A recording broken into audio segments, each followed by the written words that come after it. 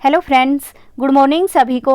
और एक बार फिर से आपका स्वागत है आपके अपने दैनिक स्टडी पॉइंट यूट्यूब चैनल में। और देखिए आज एक बार फिर एक वीडियो लेकर आए हैं। और इस वीडियो में ना देखिए इस वीडियो में हरियाणा जीके के जो नए प्रश्न है ना ये रहेंगे। अभी जो वर्तमान में एग्जाम चले हुए हैं ना उनमें जो भी शिफ्ट हैं उनके डाउट वाले क्वेश्चन रहेंगे। तो देखिए फ्रेंड्स, अगर आप हरियाणा पुलिस, ग्राम सचिव, CET-SI या फिर किसी और अन्य एग्जाम की तैयारी करते हैं तो आप इस वीडियो को अवश्य देखना, क्योंकि इसमें ना ऐसे क्वेश्चन है जो आने वाले सभी एग्जाम के लिए उपयोगी है। तो देखिए वीडियो को लास्ट क्वेश्चन तक देखना और इसे शेयर भी कर देना। और अगर आप पहली बार हमारे चैनल पर आए हैं तो चैनल को सब्सक्राइब कर लेना और बेल आइकन के बटन को दबा लेना, ताकि हम कोई भी वीडियो डालें तो उसका नोटिफिकेशन आप तक आता रहे। तो चलिए देखते हैं आज का पहला क्वेश्चन। तो देखिए पहला क्वेश्चन है, निम्नलिखित में से हरियाणा में कौन सी नदी घग्गर नदी की सहायक नदी नहीं है। तो देखिए ये क्वेश्चन आया हुआ था और इसमें पूछा हुआ है कि घग्गर नदी की कौन सी नदी सहायक नदी नहीं है। तो देखिए चोटांग है, ये भी सहायक नदी है, सरस्वती है ये भी, अरुणा है ये भी। और देखिए इसमें ऑप्शन डी सही रहेगा, क्योंकि नजफगढ़ है ना ये एक नदी नहीं है, ये एक स्थान का नाम है। ठीक है। और देखिए अगर अरुणा देखा जाए ये क्या है, तो अरुणा जो मारकंडा नदी है इसका प्राचीन नाम है, तो ये भी आपको ध्यान रखना है। अगला क्वेश्चन है, हरियाणा की एकमात्र सदा नीरा नदी कौन सी है। तो देखिए हरियाणा की जो एकमात्र सदा नीरा नदी है वह नदी है यमुना नदी। इसमें ऑप्शन सी सही है। ठीक है। और देखिए वैसे तो ना सरस्वती नदी को भी हरियाणा की सदा नीरा नदी कहा जाता है, लेकिन सरस्वती नदी ऑप्शन में नहीं है। तो यदि सरस्वती ऑप्शन में ना होना तो यमुना नदी को ही हरियाणा की सदा नीरा नदी कहा जाता है। और देखिए यमुना नदी ये हरियाणा और उत्तर प्रदेश की सीमा को अलग करती है, तो ये भी आपको ध्यान रखना है।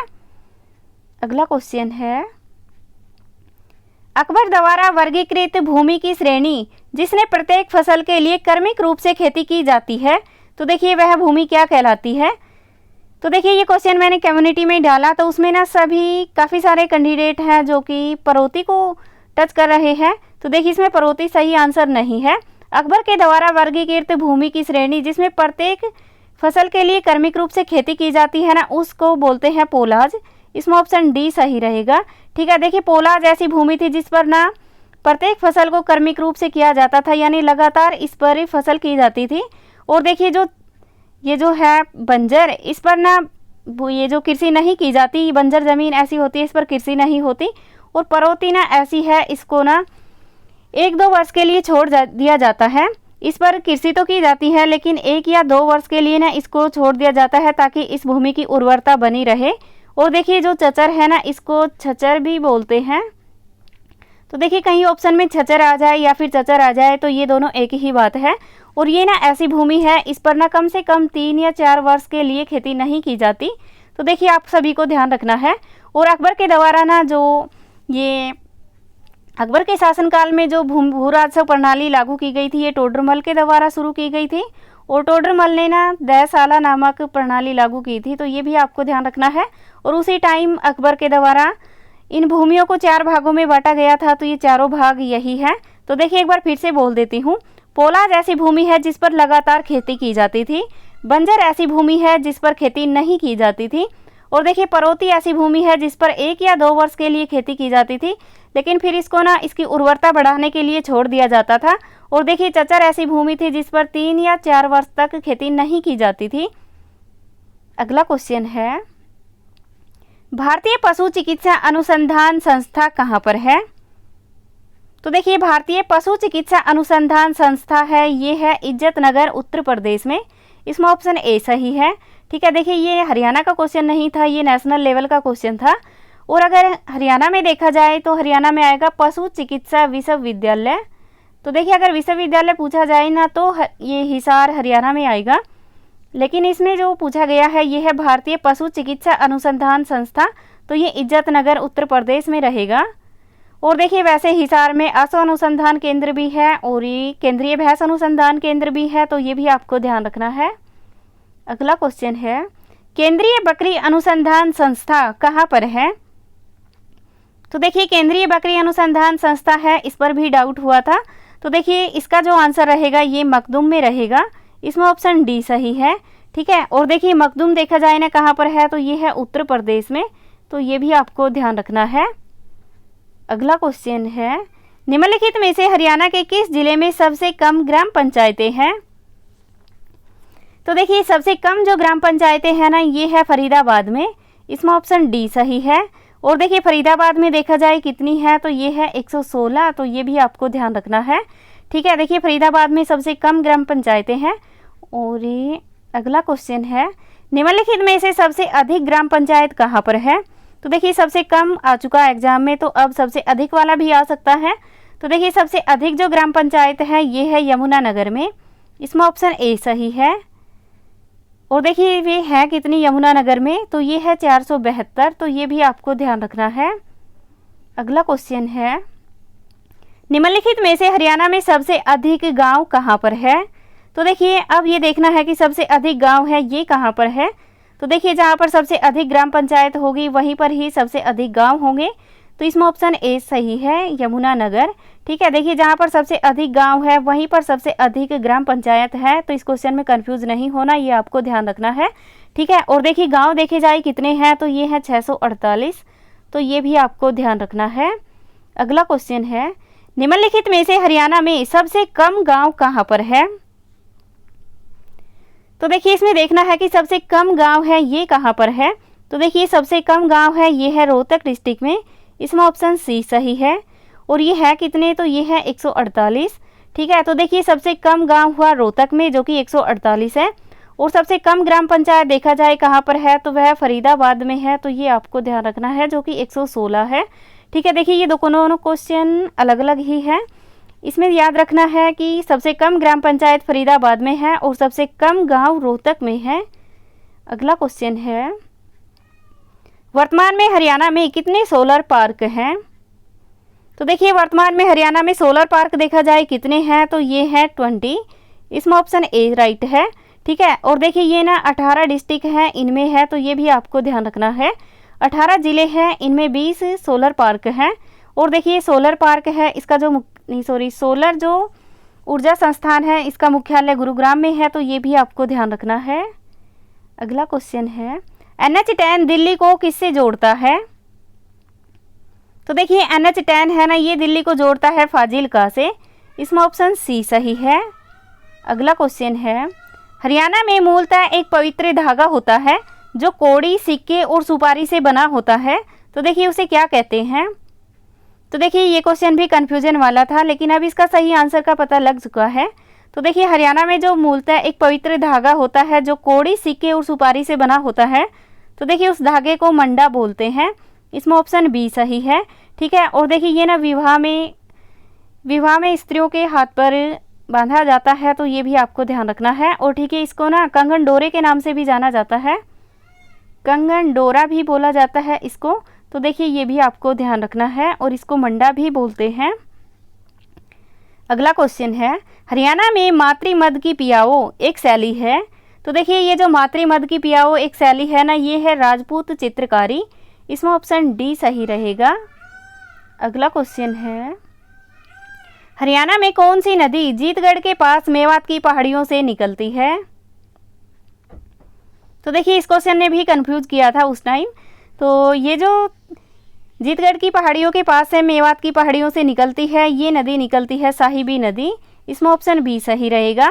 ठीक है, देखिए वैसे तो ये जयपुर में सेवर की पहाड़ियों से निकलती है, लेकिन इसी को ना जीतगढ़ की नदी, जीतगढ़ की पहाड़ी भी बोलते हैं, तो ये भी आपको ध्यान रखना है। अगला क्वेश्चन है, हरियाणा में वैदिक द्विशदती नदी किसे कहते हैं? तो देखिए हरियाणा में वैदिक द्विशदती नदी कहते हैं, ये कहते हैं सरस्वती को। और देखिए इसमें ऑप्शन ए सही रहेगा।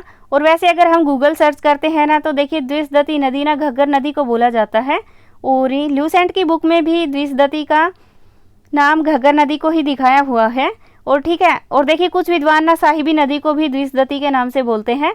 तो देखते हैं इसमें HSSC के द्वारा ना कौन सा क्वेश्चन सही आता है। और मारकंडा नदी का नाम है अरुणा, ये भी आपको ध्यान रखना है। तो देखिए वैसे तो द्विशदती के नाम से ना इन तीनों ही नदियों को बोला जाता है, सरस्वती को, साहिबी को और घग्गर को। और देखिए ऋग्वेद में ना चोटांग नदी को भी सरस्वती के नाम से जाना जाता है। तो इस क्वेश्चन के ना 4 आंसर बनते हैं, तो देखते हैं कौन सा आंसर सही आता है। अगला क्वेश्चन है, निम्नलिखित में से कौन सी हरियाणा के लोगों के द्वारा बोली जाने वाली एक महत्वपूर्ण बोली नहीं है? तो देखिए हरियाणा के लोगों के द्वारा बोली जाने वाली एक महत्वपूर्ण बोली नहीं है, तो वह आएगा गच्ची बोली। इसमें ऑप्शन डी सही है। देखिए बांगड़ू, बांगरू और बागड़ी, बांगरू और पछंडी ये तीनों ही बोलियां हैं, लेकिन गच्ची बोली ये एक बोली नहीं है। अगला क्वेश्चन है, इनमें से हरियाणा का सबसे पुराना लोक नृत्य कौन सा है? तो देखिए हरियाणा का जो सबसे पुराना लोक नृत्य है वह है धमाल नृत्य। इसमें ऑप्शन डी सही है। ठीक है, और देखिए ये नृत्य ना महाभारत काल से चला आ रहा है, तो ये भी आपको ध्यान रखना है। महाभारत काल के समय का है धमाल नृत्य।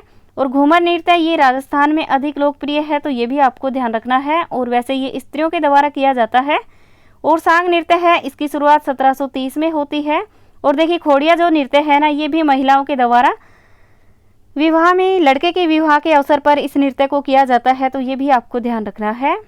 अगला क्वेश्चन है, हरियाणा में पीढ़ी क्या है? तो देखिए हरियाणा में पीढ़ी है ये क्या है? तो ऑप्शन ए है मरकंडा, सरकंडा, बी है पादपीठ हस्तकौशल, सी है बांस हस्तकौशल और डी है टोकरी बनाना।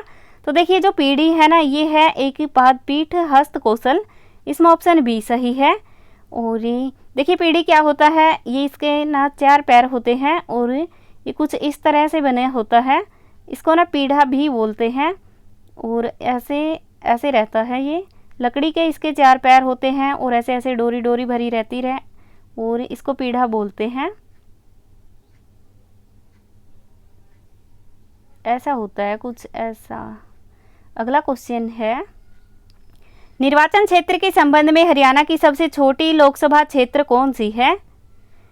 तो देखिए निर्वाचन क्षेत्र के संबंध में हरियाणा की सबसे छोटी लोकसभा क्षेत्र कौन सी है? तो इस क्वेश्चन ने भी काफ़ी कंफ्यूज किया है। तो देखिए इन ऑप्शन के अनुसार ना, और जो कम्युनिटी में मैंने ये क्वेश्चन डाला था, तो आप सभी के आंसर के अनुसार मैं अभी इसी आंसर पर जाती हूँ कि इसका आंसर सोनीपत रहेगा। इसमें ऑप्शन सी सर रहेगा सही। और वैसे देखते हैं एचएसएससी इस क्वेश्चन का क्या आंसर मानती है। और देखिए अगर ये देखा जाए ना कि क्षेत्रफल के आधार पर सबसे बड़ा विधानसभा क्षेत्र कौन सा है? विधानसभा क्षेत्र देखा जाए क्षेत्रफल के आधार पर, तो वह आएगा लोहारू। और अगर ये देखा जाए कि सबसे छोटा क्षेत्र कौन सा है विधानसभा का, सबसे छोटा क्षेत्र, तो वह बलरामगढ़ आएगा, बलरामगढ़ है। और अगर जनसंख्या के आधार पर देखा जाए कि सबसे बड़ा क्षेत्र कौन सा है, तो जनसंख्या के आधार पर विधानसभा का सबसे बड़ा क्षेत्र रहेगा बादशाहपुर, जो कि गुरुग्राम में है। और देखिए अगर सबसे छोटा देखा जाए ना जनसंख्या के आधार पर, वो भी विधानसभा का, तो वह आएगा नारनौल। और ये देखिए अगर लोकसभा का सबसे बड़ा क्षेत्र देखा जाए कौन सा है, तो वह आएगा भिवानी और महेंद्रगढ़। भिवानी और महेंद्रगढ़ सबसे बड़ा लोकसभा क्षेत्र है। और अगर सबसे छोटा देखा जाए तो देखते हैं इनमें से क्या आंसर आता है। तो चलिए देखते हैं अगला क्वेश्चन, हरियाणा में सीएनजी बस सेवा को क्या नाम दिया गया है? तो देखिए हरियाणा में जो सीएनजी की बस सेवा है ना, इसका नाम दिया गया है हरियाणा उदय। इसमें ऑप्शन बी सही है। ठीक है, और देखिए अगर हरियाणा गौरव देखा जाए ना, ये क्या है? तो ये होती है आम आदमी की बस। आम आदमी की बस को हरियाणा उदय बोलते हैं और सीएनजी की बस को आम आदमी की बस को हरियाणा गौरव बोलते हैं और सीएनजी की बस को हरियाणा उदय बोलते हैं। तो ये भी आपको ध्यान रखना है। ठीक है, और देखिए ये जो सीएनजी की बस है ना, ये चली हुई है गुरुग्राम और फरीदाबाद में, तो ये भी आपको ध्यान रखना है। गुरुग्राम और फरीदाबाद में है सीएनजी की बसें और हरियाणा गौरव ये सभी के लिए है। और देखिए और भी है, हरियाणा में एसी की बसें भी चली हुई है, जिनको हरियाणा वोल्वो बोलते हैं। हरियाणा वोल्वो एसी वाली बसों को बोलते हैं, तो ये भी आपको ध्यान रखना है। अगला क्वेश्चन है, हरियाणा का सबसे छोटा नेशनल हाईवे कौन सा है? तो देखिए ऑप्शन ए है NH 54, बी है NH2, सी है NH8 और डी है इनमें से कोई नहीं। तो देखिए फ्रेंड्स, इस क्वेश्चन का आंसर आपको कमेंट सेक्शन में कमेंट करके बताना है और आपका स्कोर कितना हुआ ये भी टाइप कर देना। तो देखिए ये थी आज की हमारी वीडियो। आशा करती हूँ ये वीडियो आपको अच्छी लगी होगी, और अच्छी लगी हो तो इसे लाइक करना, शेयर करना, और अगर आप पहली बार हमारे चैनल पर आए हैं तो चैनल को सब्सक्राइब कर लेना और बेल आइकन के बटन को दबा लेना, ताकि हम कोई भी वीडियो डालें तो उसका नोटिफिकेशन आप तक आता रहे। Thank you.